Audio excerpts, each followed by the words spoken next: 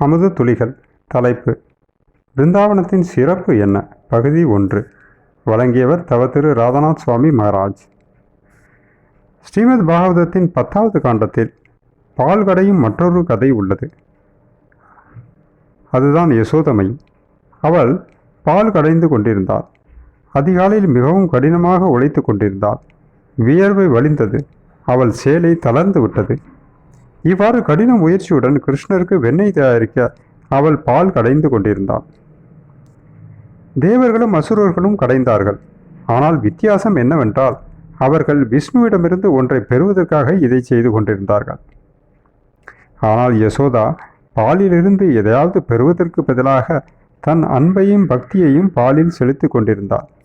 காரணம், இதன் மூலம் கிருஷ்ணர் பக்தி ரசாமிருதவை அனுபவிக்க முடியும். அவள் அன்பின் அமிர்தத்தை பாலில் செலுத்தி கொண்டிருந்தாள். அந்த அன்பு மிகவும் இனிமையாக இருந்தது. பார்க்கடலில் கிடைத்த அமிர்தத்தை விஷ்ணு பொருட்படுத்தவில்லை. அதை அவர் தேவர்களுக்கும் அசுரர்களுக்கும் கொடுத்து விட்டார். ஆனால் யசோதமையை பாலை கடைந்து உருவாக்கிய அமிர்தத்தை பெற கிருஷ்ணர் ஒரு திருடரானார். மகன்சோர். இது பரம உண்மையை பற்றி நெருக்கமாக புரிந்து கொள்வதாகும். அவர் அதை திருட ஒரு திருடனாகிறான். தன் பக்தனின் அன்புக்காக ஏங்குகிறான், ஆவலாக இருக்கிறான். எனவே இதுவே அன்புடன் பால் கடைவதின் இறுதியாகும்.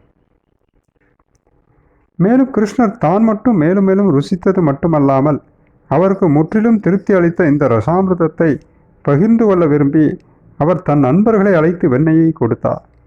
பின்னர் அவர் குரங்குகளுக்கு வெண்ணெயை கொடுத்தார். இது மிகவும் சிறப்பு வாய்ந்த ஒன்று. இது விருந்தாவனம் என்றால் என்ன என்பதை காட்டுகிறது. தேவர்களுக்கு அவர் அழியாத அமிர்தத்தை கொடுத்தார். ஆனால் அவர் அதை துளியும் பொருட்படுத்தவில்லை. ஆனால் அவர் மிகவும் ஏங்குகிற அவர் பக்தரின் பிரேமை என்ற அமிர்தம் அவரை வென்றது. அதை அவர் குரங்குகளுக்கு பகிர்ந்து கொண்டார். அவர் விருந்தாவனத்தின் குரங்குகளுக்கு இலவசமாக கொடுத்தார். அது வரம்பற்ற ஒன்று. தேவர்களுக்கு கொடுத்ததை விட 100 மில்லியன் மடங்கு இனிமையானது. இதுவே விருந்தாவனம். மேலும் யசோதா மட்டுமல்ல, விருந்தாவனத்தில் உள்ள வெவ்வேறு கோபிகளும் கிருஷ்ணருக்கு வெண்ணெய் தயாரிக்க அன்புடனும் பக்தியுடனும் பால் கடைந்து கொண்டிருந்தார்கள். கிருஷ்ணரும் பலராமரும் எல்லா கோபர்களும் அந்த கோபிகளின் ஒவ்வொரு வீட்டிற்கும் சென்று வெண்ணெய் திருடுவார்கள். கிருஷ்ணர் பக்த வக்ஷல. அவர் தனது பக்தர்களின் அன்பால் வெல்லப்படுகிறார். இதுவே விருந்தாவனம். இடையே சிறுவர்கள் கிருஷ்ணரை கடவுளாக பார்க்கவில்லை. அவர்கள் கிருஷ்ணரை கிருஷ்ணராக பார்க்கிறார்கள். அவர் கிருஷ்ணர் என்பதால் அவரை நேசிக்கிறார்கள். ஸ்ரீமத் பாகவதத்தில் கிருஷ்ணர் மயில்களை பார்க்கிறார். அது பாடுகிறது, நடனமாடுகிறது. சிறுவர்களில் ஒருவன் கிருஷ்ணரை மகிழ்விக்க மயிலை போல் நடமாடினான், கூவினான். பின்னர் அனைத்து இடையே சிறுவர்களும் கிருஷ்ணரிடம், கிருஷ்ணா, நீங்கள் மயில் போல் ஆகி மயிலை போல் நடனமாடுங்கள் என்று கூறினார்கள். எனவே அவர்களின் மகிழ்ச்சிக்காக அவர் ஒரு மயிலை போல நடனமாடத் தொடங்குகிறார். எல்லோரும் அவரை சுற்றி கைதட்டினார்கள். மயில்கள் கூட அவரை சுற்றி வந்து நடனமாடத் தொடங்குகிறது.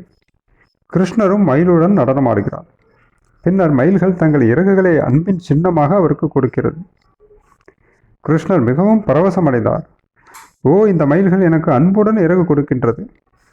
உடனே அவர் அதை தனது தலையின் மேல் தலைமுடியில் கிரீடமாக வைக்கிறார். அவரை பொறுத்தவரை மயிலின் அன்பு காணிக்கையான இந்த இறகு தங்கம், வைரம், மரகதம் அல்லது ரூபி அல்லது வேறு எந்த வகையான விலைமதிப்பற்ற கிரீடத்தையும் விட வரம்பற்றது.